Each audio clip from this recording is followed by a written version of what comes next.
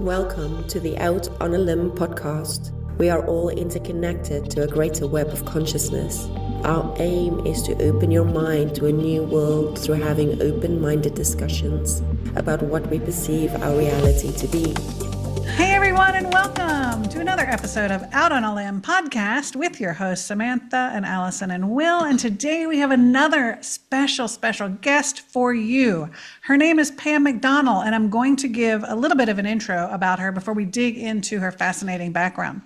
So Pam McDonel is a published author as well as a practitioner of energy, spiritual, and healing arts.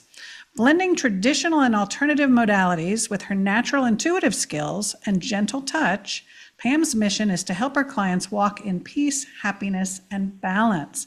Her breadth of knowledge includes Reiki, cranio-sacral, quantum human design, shamanic techniques, EFT, and more. Welcome, Pam. Thank you. Wow, that was, I'm really all that. Thank you. You sound really good. You are really good. This will be exciting. Wow, so formal, right? We're going to talk Yeah, about no kidding. Hi, everybody. Thank you guys for having me. I really appreciate being able to share, a little bit of my world. So thank you. Coming to us from the great state of Oklahoma. And Will you guys found each other, intersected via Ian Morris. You want to tell us? Yeah, so me and Morris and his Frequency Minded magazine has a monthly call. Everybody can get on and join and Zoom in.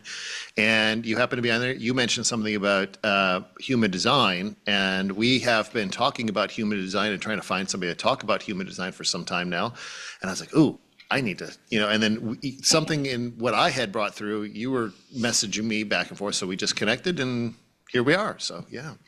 And here we are. Yeah.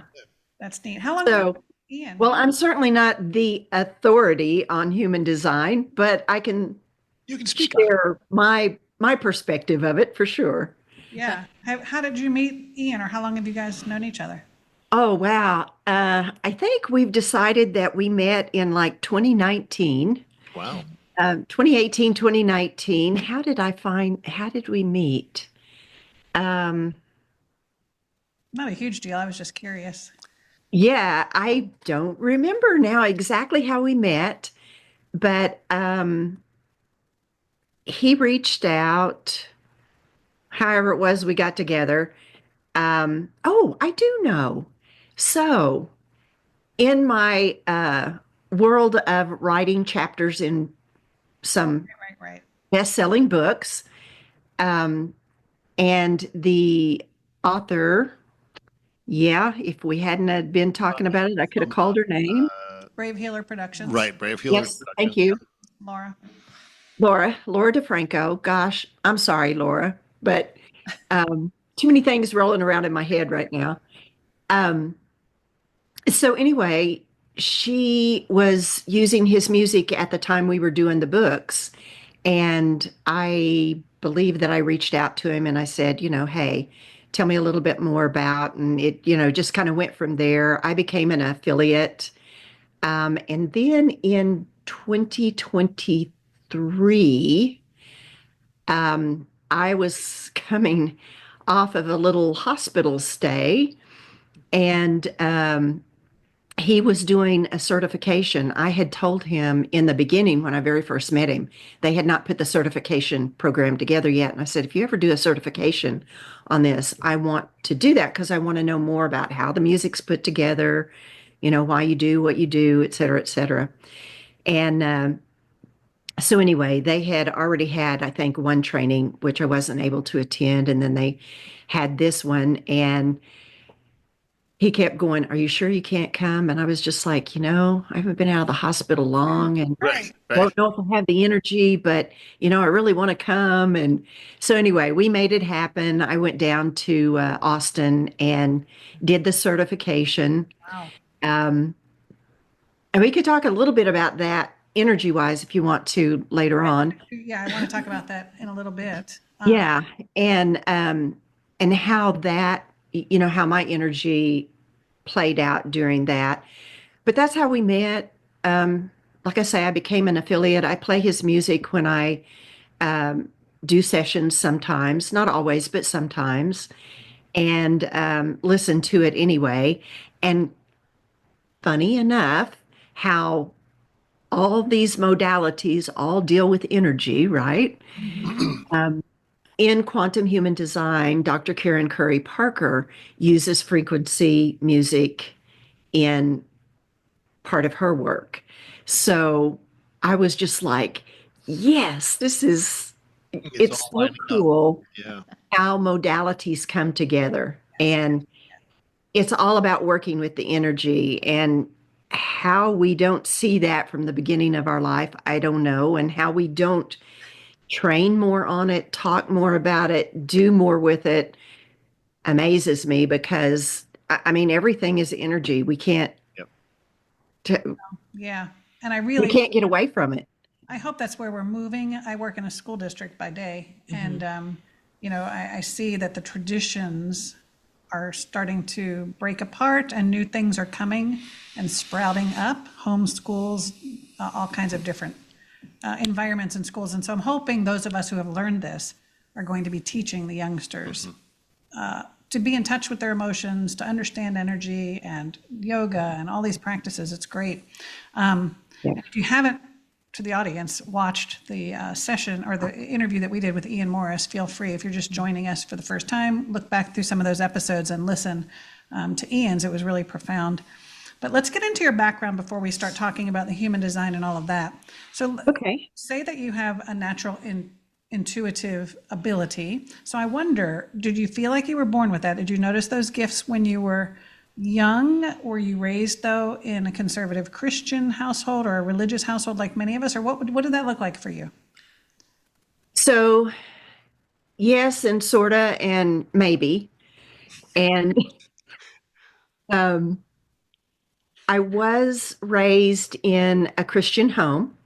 I wouldn't say my parents were overly religious, but I was raised Southern Baptist. So, I had that hellfire and brimstone part, but I'm very thankful for that. It gave me a good foundation. Back to your question about intuitive, did I know that back then? No, I don't think I did. I didn't understand it for sure. I knew I was sensitive. It's how I learned to become a chameleon, a shapeshifter. A it also took my voice basically, because I learned to be quiet, to get along, and to not cause hate and discontent, and whatever it was I was doing. Although I can't say I was totally quiet, but in the, I guess in the important things, I feel like I didn't have my voice. I was a cheerleader, so, I at least had some voice. But when it mattered, I feel like when it mattered, I didn't really have a voice for me. I could speak for everybody else, and I did, but it was hard for me to speak up for myself. So, but when I look back, and even back then, from the time that I can remember, I always knew that and at that time I referred to the divine as God, because that's what I knew. And I always felt that, or I always knew, if I made it right with God and I made it right in my heart, that it didn't matter what happened, what anybody said, it was okay. It was okay. As long as those two things were aligned, I was good. And I have grown up with that, and I have kept that through my time. So if I don't really remember my childhood much. I remember a few things about it, but I don't remember things like, I have girlfriends that can tell us where everybody that we knew lived Wow. and what they did, where, when, and I'm just like, I barely remember those people, much less. Or their second grade teacher or those types of things, right? Yeah. Yeah. I hear you. Yeah. So Yeah. I don't remember a whole lot about my childhood. I don't remember a whole lot really kind of about my life until, maybe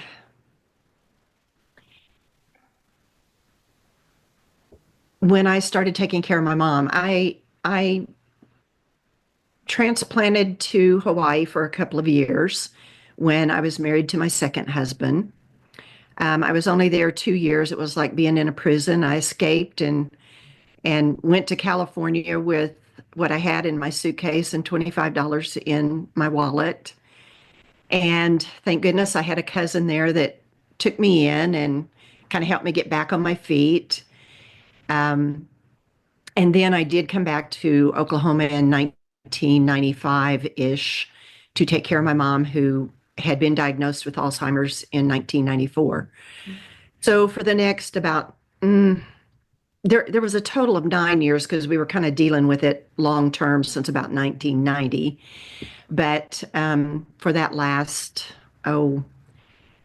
6, 7 years, I was her kind of sole caregiver. And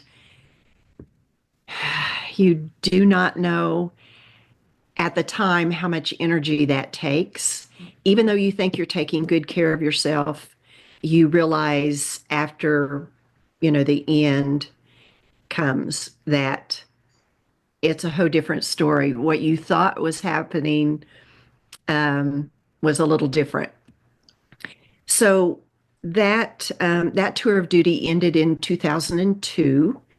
My brother and I both had been with her when she passed, and so it took me. I was in my third marriage by that time, and I was really never meant to be married. If I'd have known my human design back then, I would never have married. But anyway, I was in my third marriage. I had and to his honor, he was very good to stand by me during that time. But I don't know if he reverted back to his narcissistic personality or what happened, but it kind of fell apart after that. It took me about 5 or 7 years to come to the understanding that my body was broken, my mental health was broken, my emotional health was broken, our financial piece was broken. And so I started diligently diving into, okay, I've got to get myself better. I've got to figure out what's wrong. That's what led me into the energy work as I know it today. Wow. Would you have called that a dark night of the soul at your final? I would call that a dark night of the soul, yes. What was it then that inspired you to start seeking those different modalities? How did you get yourself out of that? Well, what happened for me was during that period of time I was taking care of my mom, I had gone on medication because I had become so depleted that I was short with her, and I knew it wasn't her fault. I knew I had to be better. And so I had gone on some medication. I didn't stay on it that long. I went off of it. And it was during the next little while after that, I remember my husband and my daughter and I were watching a movie, and I was sitting there just like a zombie. And I was like, I was going, in my head, I was going, this is a period of time in this movie when I would be crying and, overcome with emotion, and I feel absolutely nothing. Something is really wrong.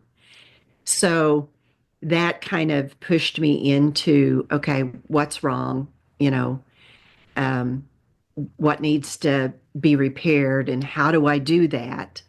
And it really wasn't until my divorce, that third divorce in 2012, that I really started diving deep into energy medicine.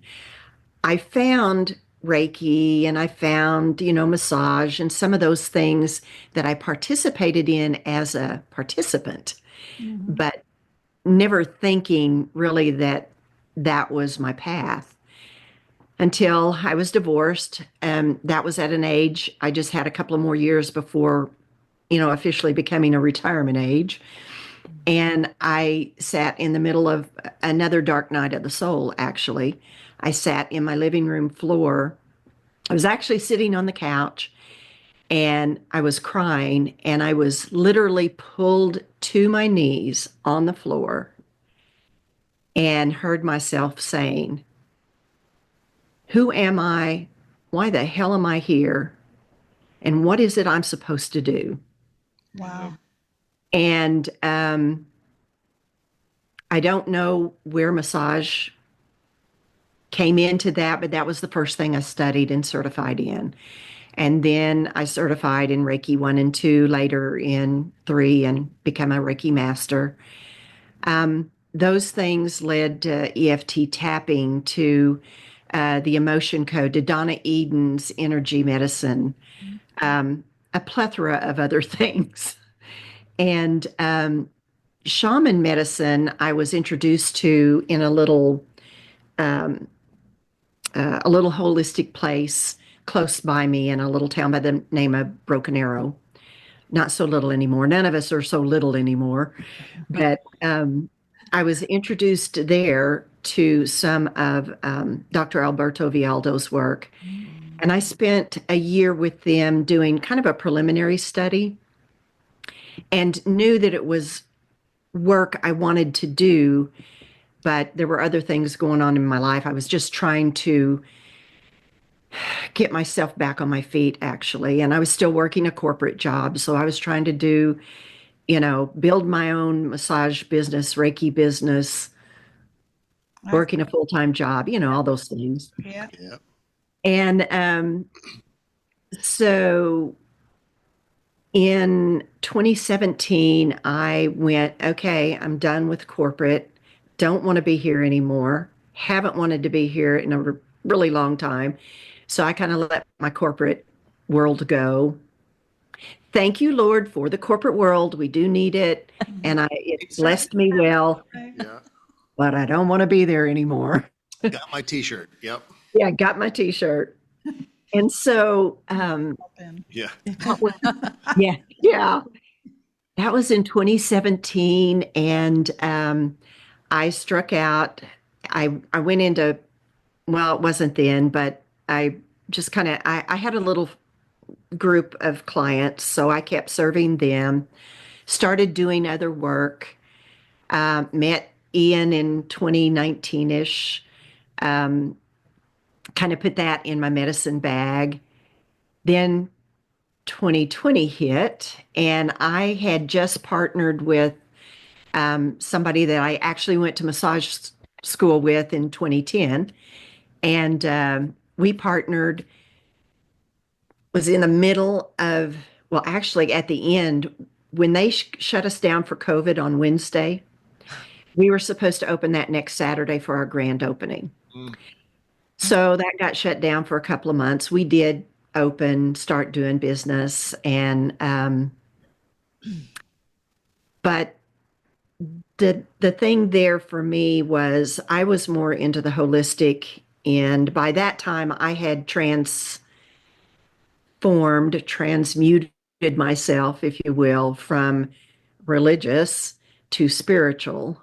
And not that I don't hold some of those religious values, as worthy, but spirituality was more important to me than structured religion, which it still is. So the little gal that I partnered with was a little bit more structured religion, and the things I wanted to do with shamanism and some of my holistic work really didn't fit in. So we worked together for about 3 years, and then I decided to bring my practice back home. And that was in 2023. I ended up in the hospital in June of that year with a thyroid atrial fibrillation IBS issue. So it took them about 6 days to get all of that under control. It was later that year when I went to the certification with Ian. And then last year, beginning March, I decided that I wanted to take the certification with Dr. Alberto Vialdo and his shaman energy medicine, which was about an eight-month trip. About 2 weeks after I signed up for that, I ran into, for the third time, everything seems to have to kind of, hit me in the head about 3 times before I go, okay, I got it. So quantum human design did the same thing. And I had been working with human design since probably 2018, 2019. I'd been doing little readings at the little holistic place. And so anyway, Dr. Parker's work came across my desk, and I went, okay, this is the time. So I invested in that as well. And I just finished that actually last week, that whole certification in her um, 1 through 4. I have taken some other courses and certified in those as well, quantum alignment system. I'm finishing up a quantum relationships certification as well. I'll do a coaching certification. So I've really, this last year, have really dived deeply into um, that energy, the quantum human design energy, as well as the shaman energy medicine. That's And that's where I see my work going forth. A bigger part of it probably in the quantum human design, but certainly bringing into everything that I do, all of the modalities, whatever's needed. So you talked a little bit about this kind of rift between you and the person that you were going to go into business with because of the religious versus spiritual aspect. And I addressed that in my book, the very first book, because I feel like it's a bridging that you and I and other people that feel called to that or have come from that or made that bridge can help others with. Because what I've come to understand, and tell me, I want to hear it from your perspective if this is how you feel, but I feel like it's mostly a linguistic or a verbiage issue, because a lot of the things that conservative Christians do, whether it is, we call it light language in the spiritual sense, and they call it speaking in tongues, or we call it meditation and they call it Christian contemplation. In other words, we're doing the same sorts of things, but we understand it and speak about it in different ways. And so I think it's important for us to bridge that. So when you now encounter that type of thinking, how do you approach that, or how do you make those bridges happen? Well, what really happened with us was a little different than just the, structured religion versus spiritual. She didn't really have trouble with the spiritual, but she had trouble with the shaman work. They do. With people like that now, anybody, it doesn't have to be that example, but anybody might approach you and say, hey, I don't agree with what you're doing, and here's why, because I'm Christian. How do you make that understanding happen? That it depends on if that person is open or not to receiving. And I think all I can do is just share my understanding and the way I work with it. And they have to, they either choose to accept or not. I don't know. I don't know what it is, because I never was really that deep into the structured religion. It was just all I knew, right? So I don't know the word. I can't recall the word that I want to use, but I was never deeply embedded. And I never had, well, let me back up. What I see is there are a lot of people who find God and find a structured religion to follow because they've had an addiction issue or a life crisis issue that has spoken to for them.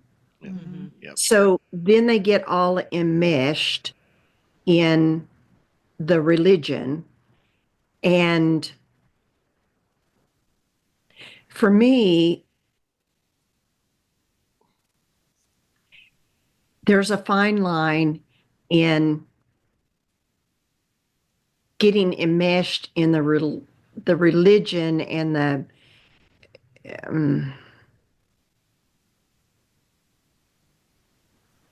the unhealthy part of structured religion and taking from that what serves you and leave what does not. Right. So you're saying giving up your sovereignty.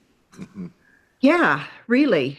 Um, and I guess I would just say, let's look back on the Jim Jones situation. And there's a bazillion of those that we can look at, Yeah. right? People have a tendency when they are feeling broken, and none of us are broken, but if you're feeling broken or you're feeling pain that you cannot find a tool to help you with, then what do? You go looking for something, right? And if there's someone who is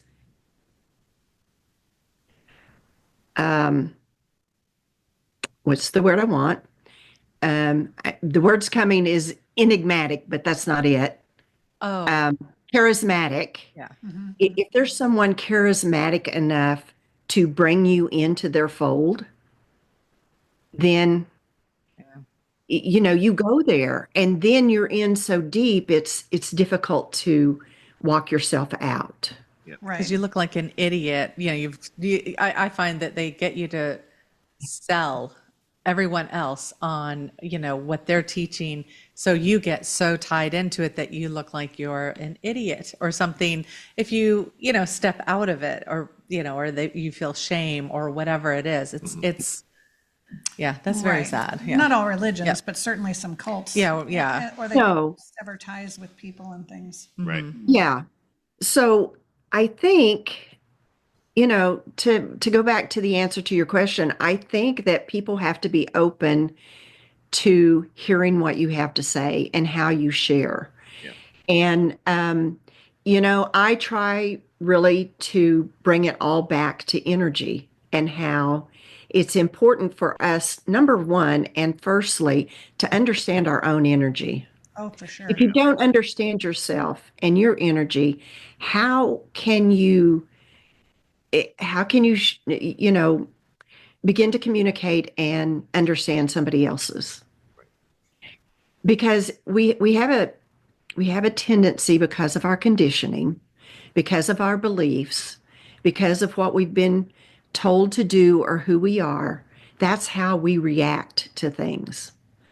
And, the thing that I would like to help people understand is stop reacting.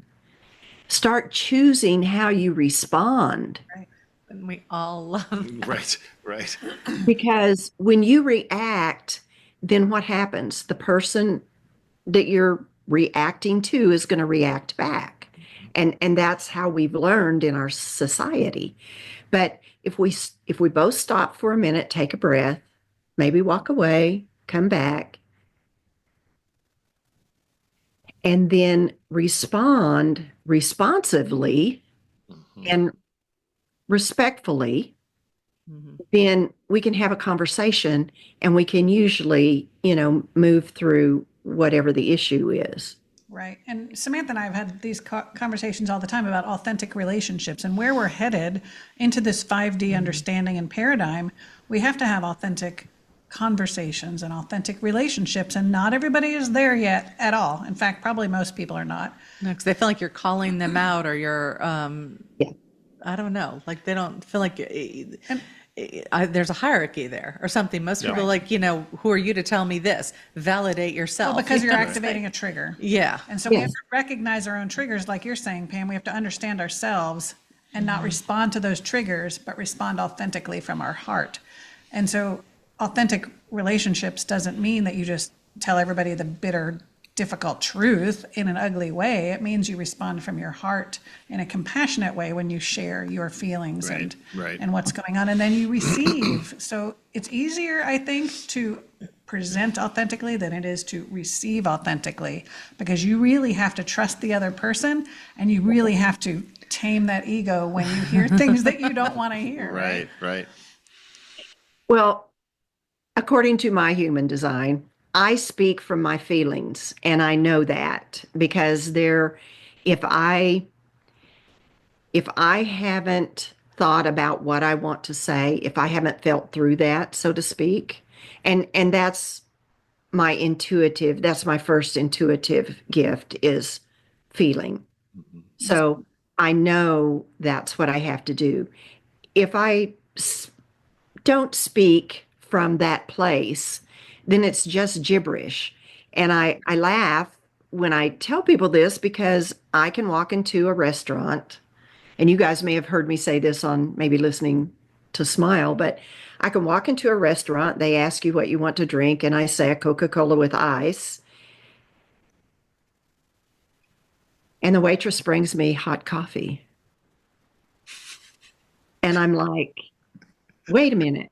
How did you get hot coffee out of an iced Coke? Yeah. Somehow, Yeah. whatever words I've spoken or wherever her head was at the time, I don't know. But and that's kind of a frivolous way to explain it. But I know that I have had conversations with people and they look at the way they're looking at me. I know that I feel like I'm talking in some alien tongue. Yeah. And I'm just like, so do you understand what I'm saying? No, not really. Okay, well, what part didn't you understand? And how can I say it different? But Funny. So you mentioned human design. So for our audience, human design is yet another construct under which we can all understand each other and our behaviors and all of that sort of stuff, whether it's astrology or whether it's The keys or something. yeah, Yeah. there's a whole bunch of different, the archetypes, all that kind of stuff. And human design is another one, if you're drawn to that. So all I know are there's like 4 types, generator and some other things, yada, yada. Tell us the basic about that and then how quantum human design differs from that. okay. So let me kind of take that last question first, if I could. Sure. Human design is a tool that a gentleman by the name of Uru, and that's so difficult for me to say, so I just say Rahu. So a gentleman by the name of Rahu was actually given during a vacation that he had. So he spent the next however many years putting it together, and it does include astrology. It includes the Kabbalah, the I Ching, the chakras, and quantum physics. Okay. So those 5 things are brought into the program. And it's actually a tool that he developed to help you understand how you react to the world and how you explore who you're not. So that tool is really speaking to what he called the not self, that conditioned part of us. This is what that looks like for you. This is what your authentic energy is. This is what it looks like, in the world that you have to live in and work in. Quantum human design was developed by Dr. Karen Curry Parker, who worked closely with Dr., or I don't know that he was a doctor, but Rahu, and studied with him, worked with him, and knew that his next step was to develop the system further to speak to those of us who are awakened. Okay.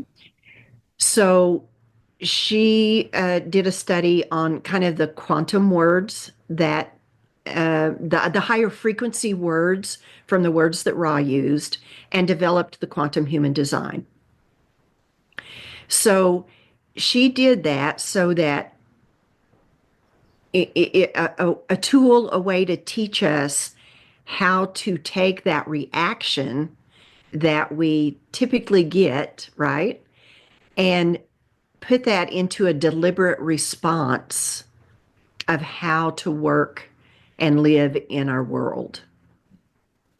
So that's kind of the difference between the two, if that makes sense. Yeah.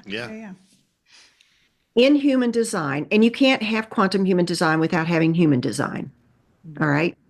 So in human design, there are four. There is a manifester or initiator, as it's called in quantum human design.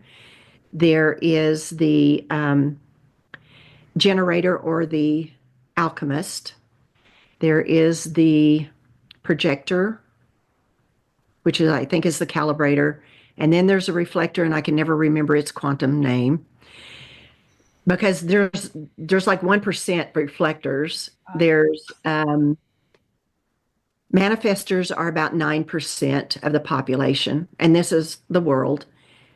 Generators are actually two groups: generators and manifesting generators. So they hold Oh, look at you. manifesting generator. Okay. So they hold I got your 90%. number.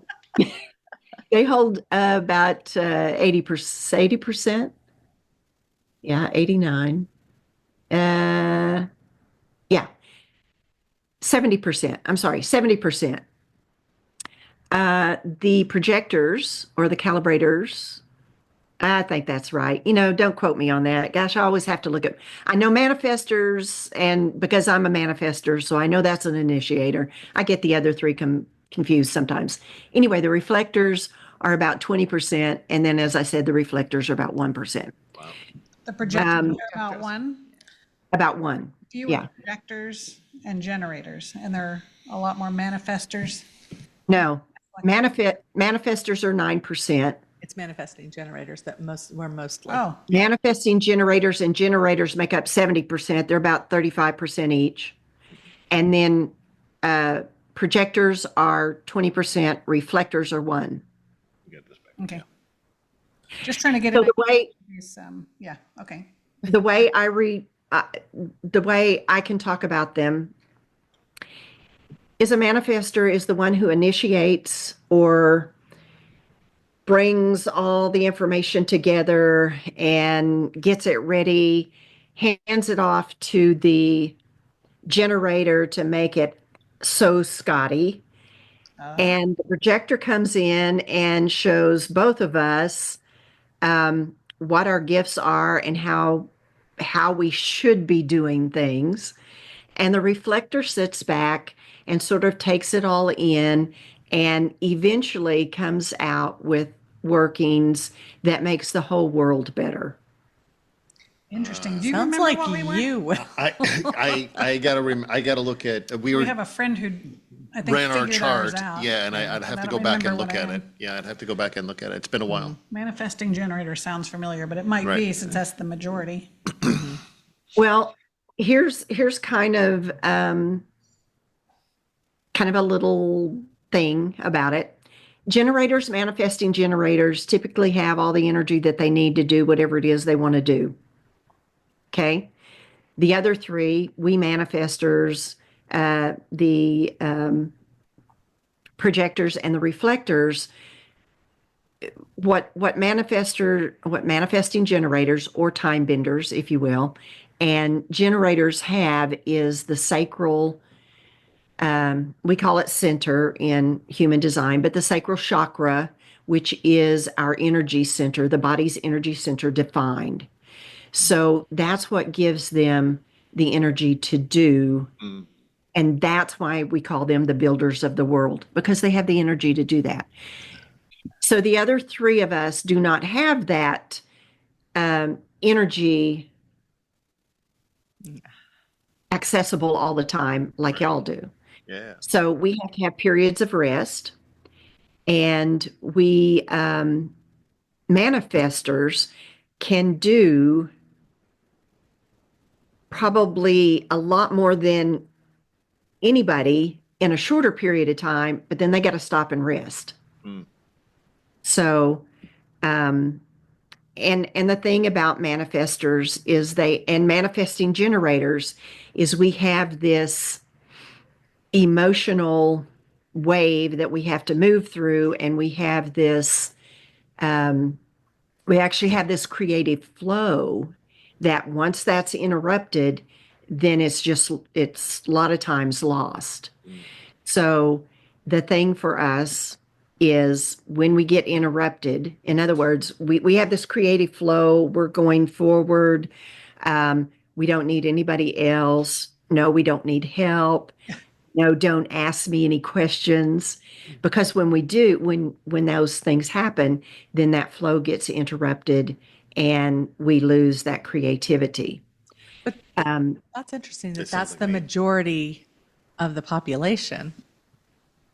no, that the manifestors are 9%. Okay, they're yeah. the ones that get in the way of their flow.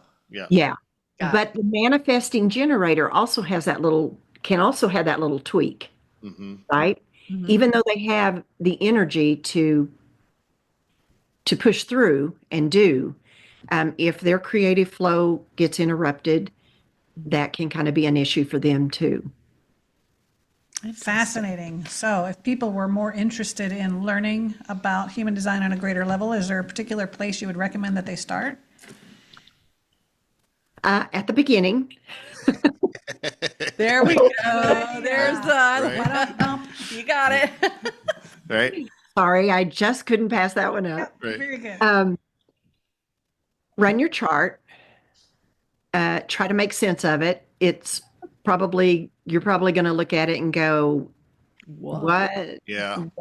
Sometimes there are websites that run astrological charts for free. Is there one that does that for human design?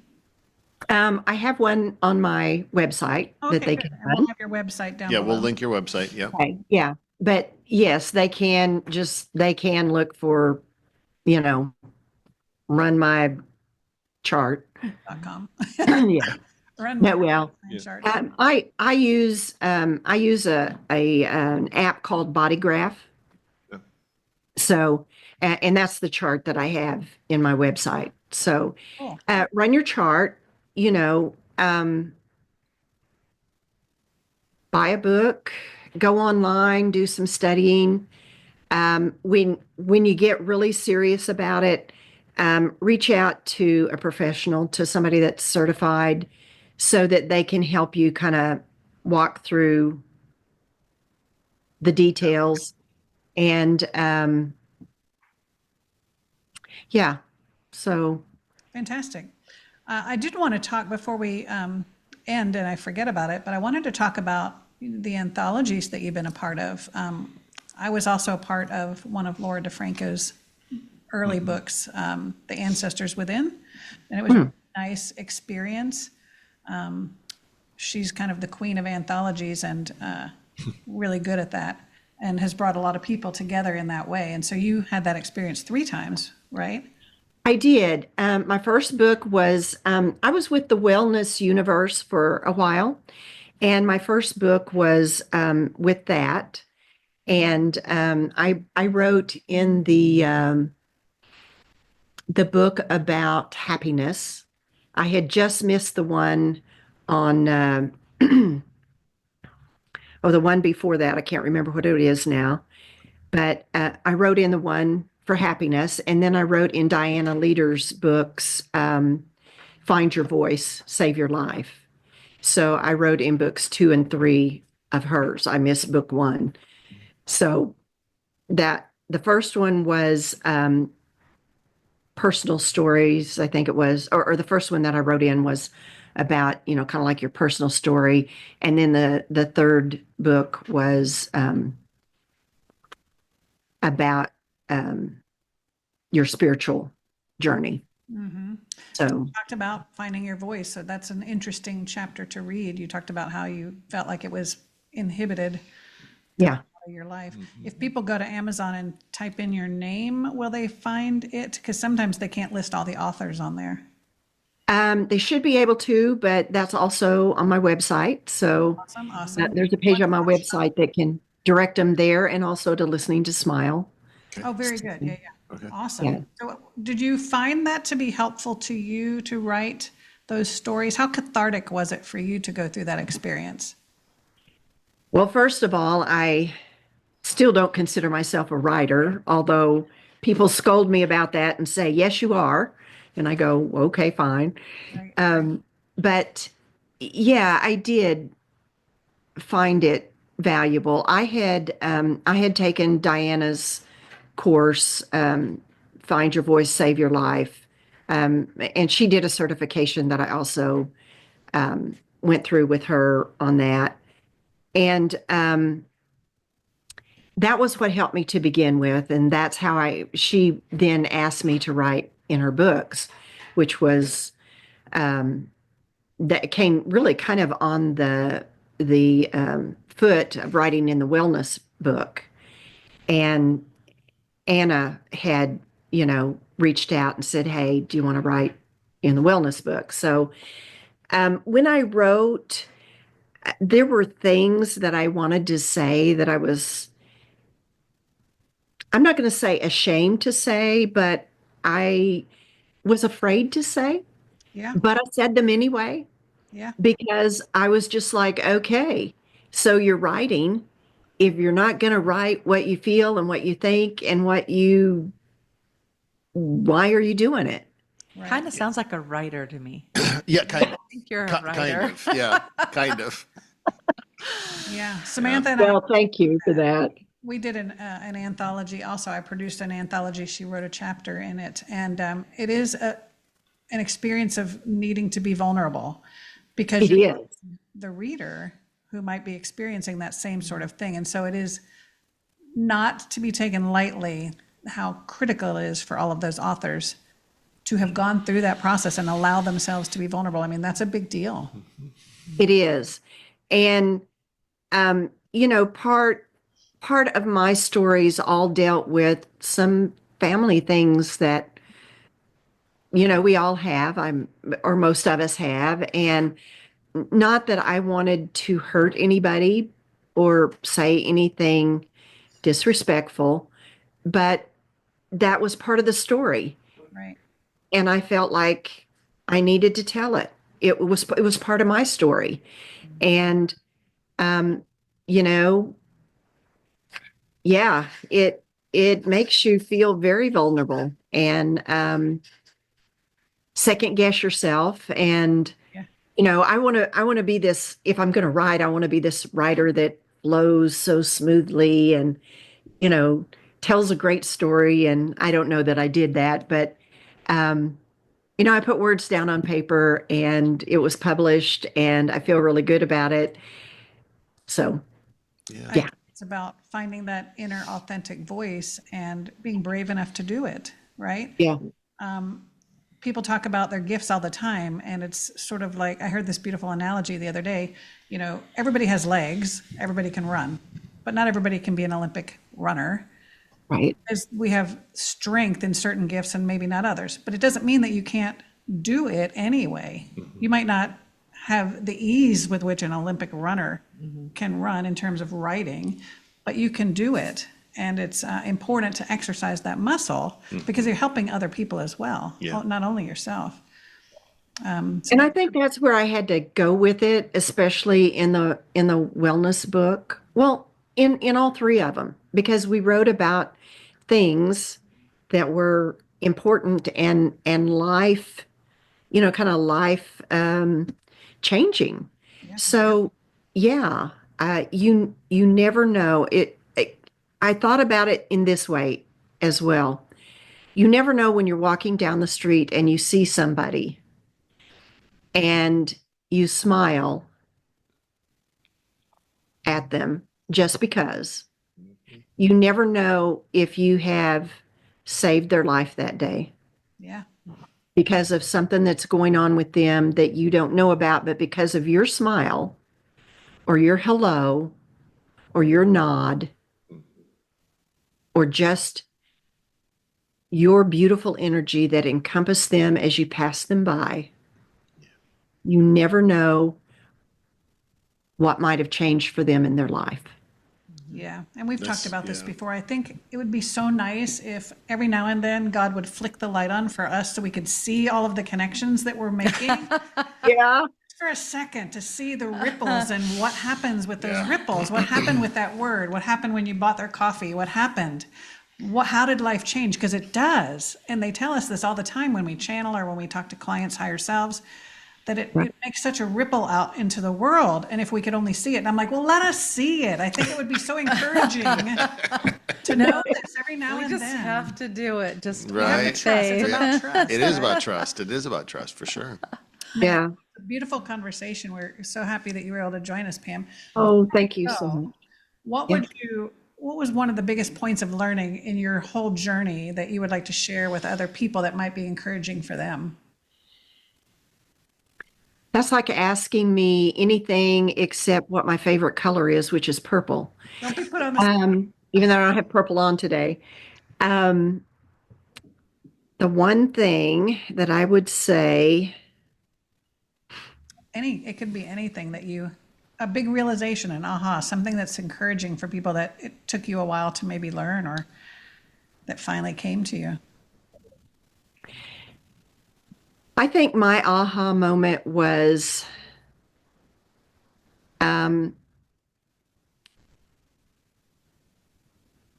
really understanding and realizing that I had that connection to the divine that had always been there, had never been broken, and that I could always depend on that. And in doing so, understanding that when I knew I should have done something and I didn't, let's just go there, that I should have done it. Because that was what was in my heart, that was what was in my gut, that was what was in my knowing, in my feeling. And I mean, I could go through a plethora of times, right? But I think that's probably the thing for me was just understanding, coming to the understanding and knowing later in my life that I had been doing it all my life, but that it was truly a connection that was there, had not been lost, and that it will always be there for me. That's lovely. So knowing yourself as the divine is critical. Yeah. Trusting that nudge, trusting that internal guidance. Or is it trust the process? Yeah. Trusting the process. Yeah. The Yeah. process. Yep. Well, this is beautiful. People can reach Pam at sacredenergyamplified.com, and we will put that down in the show notes. Pam, it was such a pleasure. We're so happy that you took an hour out of your day to come chat with our audience. Thank you, guys. Thank you for taking an hour out of your day to kind of hang out with me. So, yeah, Love hanging out. Yep. That was been awesome. fun. And thank you to our lovely audience for being with us again. Until next time, thanks for being with us on Out on a Limb podcast. See you guys.